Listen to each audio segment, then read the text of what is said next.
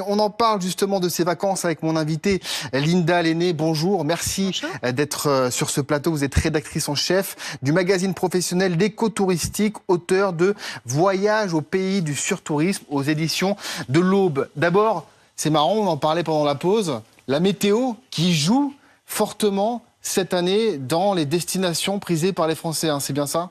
Oui, tout à fait. Alors déjà, traditionnellement, les Français, quand ils partent en vacances l'été, ils choisissent une destination soleil. Mais c'est encore plus vrai cette année que l'an passé, puisque la météo est quand même assez maussade. On a le sentiment d'être en automne. Donc typiquement, au mois d'avril, les campings anticipaient une avance de 6% sur l'été 2024 par rapport à l'été 2023. Et 6% finalement, sur l'ensemble du territoire pour les campings ? 6% sur l'ensemble du territoire et sur l'ensemble de la saison allant du mois de juin au mois de septembre. Ouais. Et finalement, cette avance de 6% a été grignotée à cause de la météo. Donc maintenant, nous sommes sur finalement une saison qui sera conforme à l'an passé, avec beaucoup de disparités selon les régions. Par exemple, le nord de la France est plutôt pénalisé, alors que le sud est en avance. Donc dans le nord, au nord en tout cas de la Loire, sur la région Normandie, la baisse est quand même de 16%, et sur la Bretagne de 5%. Donc si vous voulez voir moins de monde, peut-être qu'il faut aller en Bretagne, en Normandie. Oui, c'est ça. Et puis c'est vrai que les commerçants, en tout cas, l'ont constaté justement cette baisse. Avec l'inflation, avec justement le budget des Français qui est entamé, est-ce qu'il y a des destinations peut-être plus bon marché, qu'il faut que certains privilégient? Où est-ce qu'on peut partir pas trop cher? Alors, si on veut partir pas trop cher, bien sûr, on en parle à l'instant, il y a le camping en terrain nu qui représente un rapport qualité-prix intéressant.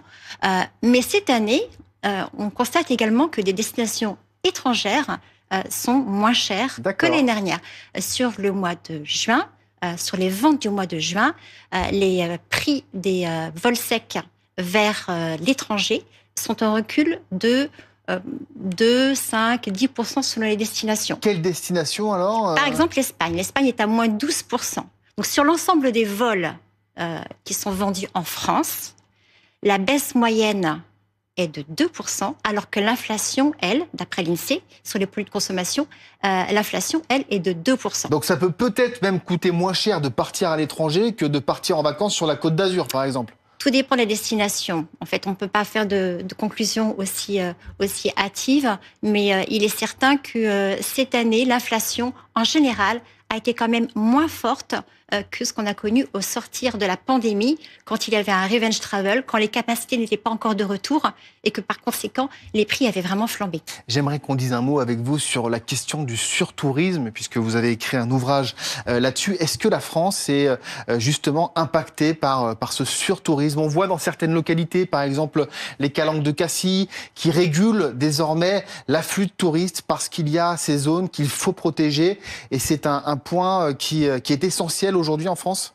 Alors, toutes les destinations peuvent connaître des pics de fréquentation en fonction des territoires et en fonction de la saison. Donc cette année, typiquement, nous savons que nous avons un long week-end possible. C'est celui du 15 août, puisque le 15 août intervient un jeudi. Donc certains vont prendre 2 jours pour avoir finalement un week-end de 4 jours. Donc on peut s'attendre à des pics de fréquentation sur beaucoup de destinations.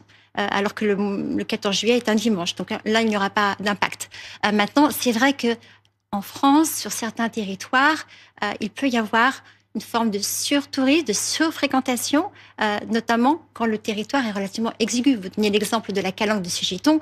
C'est vrai que c'est tout petit, donc aujourd'hui la réservation est obligatoire et elle est gratuite et c'est une bonne chose parce que finalement, cela permet d'avoir une visite apaisée avec moins de monde sur place. Donc il faut anticiper, bien sûr. Mais ensuite, l'avantage, c'est que l'environnement n'est pas endommagé et la visite est bien meilleure. Toute dernière question, Linda Lenné, vous qui êtes au quotidien sur ces questions de tourisme, si vous aviez un conseil, une destination à donner à nos téléspectateurs, ce serait laquelle qui regroupe tous ces avantages, le budget, la destination, le soleil?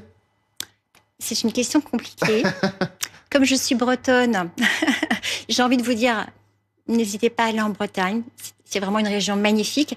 Et cette année, on l'a vu, elle sera peut-être un peu moins prisée que d'autres années. Il fera peut-être un peu plus frais aussi. Donc, pour ceux qui redoutent d'éventuelles canicules au mois d'août, ça peut être un bon compromis. Ça peut être un bon compromis. Merci en tout cas, Linda Lenné, d'être passée sur ce plateau. Et on salue évidemment tous nos téléspectateurs qui vont prendre la route ou qui